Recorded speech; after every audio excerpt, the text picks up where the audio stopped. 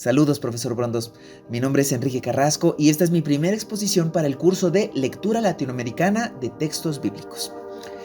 Elegí para esta primera exposición un artículo de José Adriano Filo, que lo publicó en 1999. Este artículo se llama Caos y recreación del cosmos, una percepción del Apocalipsis de Juan. La pregunta que va como guía a lo largo de toda la exposición es sencilla, pero no simple. Esta pregunta es: ¿qué está haciendo el Apocalipsis cuando usa todo ese lenguaje de dragones, de monstruos, de ciudades en llamas y de nuevas creaciones? ¿Es eso poesía? ¿Es eso política? ¿Es eso teología? Y bueno, la propuesta de Filo es que son las tres al mismo tiempo. Y eso es exactamente lo que hace difícil leerlo bien. Antes de entrar al texto, conviene saber quién lo escribió. Este fue José Adriano Filo, que es un académico brasileño con doctorado de Ciencias de la Religión por parte de la Universidad Metodista de Sao Paulo y con postdoctorado en Princeton, siendo él un biblista serio. A la vez, importa saber dónde publica. Esto es en la RIBLA, que es la Revista de Interpretación Bíblica Latinoamericana, que tiene una orientación clara hacia la teología de la liberación. Esto es importante tenerlo en mente, no porque lo avale o lo descalifique, sino porque es importante saber que viene con una lente configurada. Y entonces por ello la pregunta no es si Filo tiene una perspectiva, ya que todos tenemos una, sino si esa perspectiva en verdad le ayuda a leer el texto o lo lleva a confirmar lo que ya creía aún antes de haber leído el texto. Y ese va a ser el reto, y lo vamos a ir viendo a lo largo de la exposición. El aporte principal de Filo es leer el Apocalipsis como un movimiento, del caos a la nueva creación. Para eso usa una herramienta llamada el mito del combate, que es un patrón narrativo que aparece en muchísimas culturas del Antiguo Oriente. Hay un monstruo que representa el caos, una divinidad que lo derrota y de esa victoria surge un nuevo orden. Lo encontramos en Babilonia, en Canaán, en Grecia, y Filo dice lo siguiente: Juan usa exactamente ese mismo patrón. El dragón que aparece en Apocalipsis 12 es el monstruo del caos. Las bestias del capítulo 13 son sus agentes en la tierra, o el imperio romano bajo Domiciano. Y Babilonia es el poder que corrompe la tierra, siendo la nueva Jerusalén del capítulo 21 el nuevo orden que emerge cuando todo eso es destruido. Además, Filo señala algo que vale la pena tener presente. La nueva Jerusalén no es la vuelta al Edén, sino que es algo mejor. El Edén era un jardín para dos personas. La nueva Jerusalén es una ciudad para todos los pueblos. Y en esa ciudad no hay templo. No porque Dios esté ausente, sino porque su presencia lo llena todo. Ya no hay zonas reservadas de lo sagrado. Entonces, teniendo esto en mente, podemos ver dónde es que Filo acierta. Hay que reconocer lo que está bien. Primero, usar el lenguaje mítico para leer Apocalipsis no diluye el texto, sino que permite profundizar en él. Juan no opera dentro de un vacío, sino que las imágenes que están en ese texto resuenan con el universo simbólico de su tiempo, pero para decir algo que ese universo simbólico por sí mismo no podía decir. Segundo, la persecución de los primeros cristianos era real. El propio texto menciona a Antipas, ya ejecutado en Pérgamo en Apocalipsis capítulo 2, verso 13. Entonces Juan escribe desde este exilio en Patmos. Hay mártires, hay miedo, hay presión concreta. Así, el Apocalipsis nace de ese suelo y Filo lo tiene presente. A la vez, aquí es donde la conversación se pone más interesante, porque hay 3 puntos donde el análisis que hace Filo necesita ser o completado o corregido. Primero, Dios no usó el mito, sino que el mito existe porque Dios lo dispuso. ¿A qué hace referencia esto? Filo muestra los paralelos que hay entre Apocalipsis y los mitos paganos, y eso es algo valioso, tiene su valor. Pero habla como si Juan hubiera sido un escritor sofisticado que tomó y seleccionó imágenes disponibles en su cultura. Y aquí hay un problema teológico muy serio. El Apocalipsis comienza así: la revelación de Jesucristo que Dios le dio. Apocalipsis 1:1. No que Juan construyó. Dios dio y Juan recibió. ¿Por qué entonces el dragón de 7 cabezas aparece también en la mitología cananea?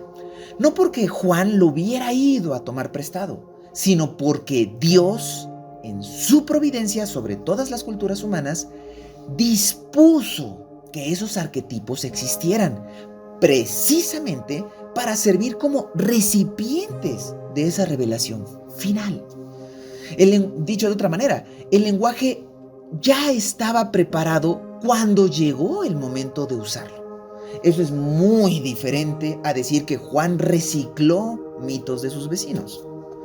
Segundo, Babilonia no solo es el sistema, es también el corazón, es el individuo. Filo tiende a leer a Babilonia como una estructura de poder abstracto: el imperio, el sistema económico, la maquinaria de opresión. Y sí, eso está en el texto, pero simplemente los capítulos 17 y 18 describen rutas comerciales, mercancías, poder político organizado. Pero hay algo que Filo no dice. Esos sistemas son habitados y sostenidos por decisiones morales individuales. Por ejemplo, los mercaderes de Apocalipsis 18 eligieron enriquecerse. Eso no significa que el sistema de comercio esté innatamente contaminado. Los reyes eligieron prostituirse con Babilonia. Eso no significa que ser rey sea innatamente malo. Entonces, esto dicho en otras palabras, la estructura no opera por sí sola, sino que opera por hombres concretos, con voluntad propia, que deciden mal alimentarla. O sea, individuos. Jeremías capítulo 17, verso 9, no dice el sistema es engañoso, sino que dice engañoso es el corazón más que todas las cosas. Y sin duda que la historia confirma esto de manera brutal. Cuando los que critican los sistemas corruptos toman el poder y construyen uno nuevo, lo llenan exactamente con el mismo contenido humano. De manera que el sistema cambia, pero el corazón no. Y esto es algo relevante porque no es un detalle menor. Es la diferencia entre un diagnóstico completo, sistema y corazón, a uno a medias, sistema. Tercero, el texto también tiene partes incómodas y no se pueden dejar como una nota al pie. Por ejemplo, Filo celebra el carácter universal y abierto de la Nueva Jerusalén. Sus puertas siempre abiertas, todas las naciones que traen su gloria, y en esto tiene razón de celebrarlo. Pero el mismo capítulo 21, unas líneas antes, en esas líneas hay una lista de excluidos: los cobardes, los incrédulos, los abominables, los asesinos, los impuros, los hechiceros, los idólatras y todos los mentirosos. Apocalipsis 21:8.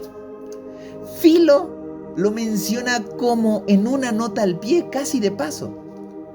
Acerca de las hojas del árbol para sanación de las naciones en Apocalipsis 22:2, eso tampoco dice universalismo sin límites.